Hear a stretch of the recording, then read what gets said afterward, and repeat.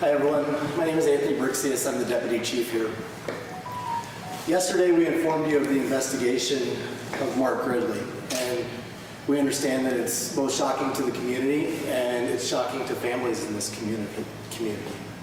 Today we're going to talk about two new updates. We're going to talk about communicating with your children and how to do that.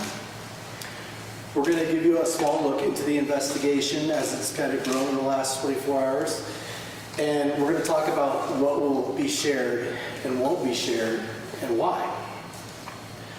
So the first update of two is we are expanding the investigation to include potential students outside of those receiving speech services.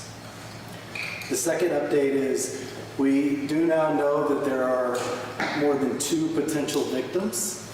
And I'm not going to share with you the exact number that we believe at this time based on how the investigation keeps continuing.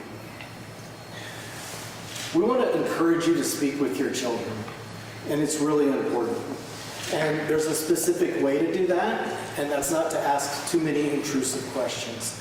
But if you think that there's the possibility that your child has had contact with Mr. Gridley, it's important to ask some basic questions.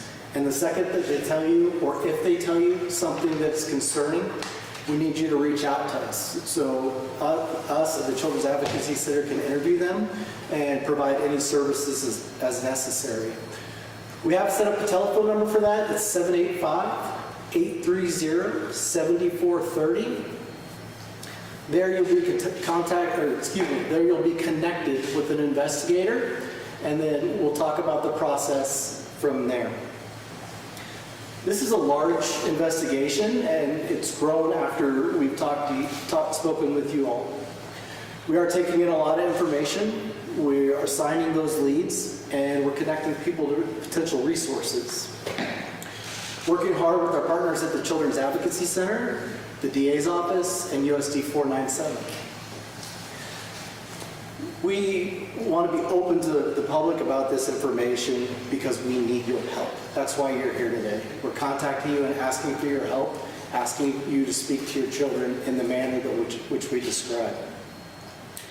It's important to identify anyone potentially affected by this so we can get services if needed. And I will take a few questions from you. What is the age range of the victims? So the most important thing, as I sit here today, is to protect the children that are involved. So if we start giving the age range, it really narrows the scope, and someone can connect those dots. I'm not going to endanger the identity of any children. And just to clarify, 2 victims from the school, and then other students outside of his practice, or is that right? So the original 2 victims, as you all have already from the school, and what we're saying is that he does speech pathology, and we are expanding the scope beyond those who just may take speech pathology. Have you confirmed additional victims? So as I said, that we do know now that there are more than 2 potential victims. Yes. Have you conducted formal interviews with any of their children outside of the 2 previously mentioned? So we have, over the last 24 hours, had a lot of leads come in, and we have conducted more interviews. Not going to get into specifics on how many, but we have conducted additional interviews. What's it been like hearing from parents, just seeing some of the comments? Parents are pretty upset. Yeah, I think it's heartbreaking. If you hear a parent call in and talk about what they spoke with their children about, and the parents thus far have been really good about following the directions, but you can certainly hear the pain in their voice. And we have a lot of investigators on this right now. It's everything we have in the investigations division, our outside partners.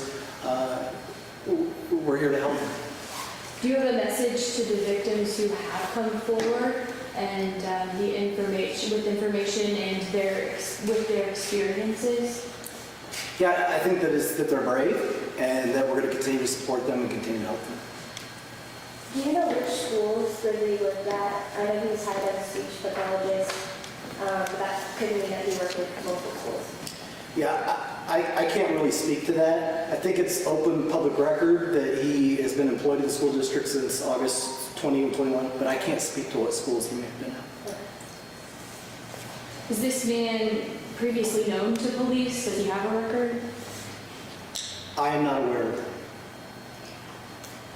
What are SROs doing in the schools to proactively try to root out trouble like this? So they do this every day. And one of the things that they do is just really get involved with their students. They know them by name. They make sure that they're comfortable to talk to them. And we have teachers and administrators like that as well. But the SRO's job is to really look out for danger. We good? All right. Thank you, everyone.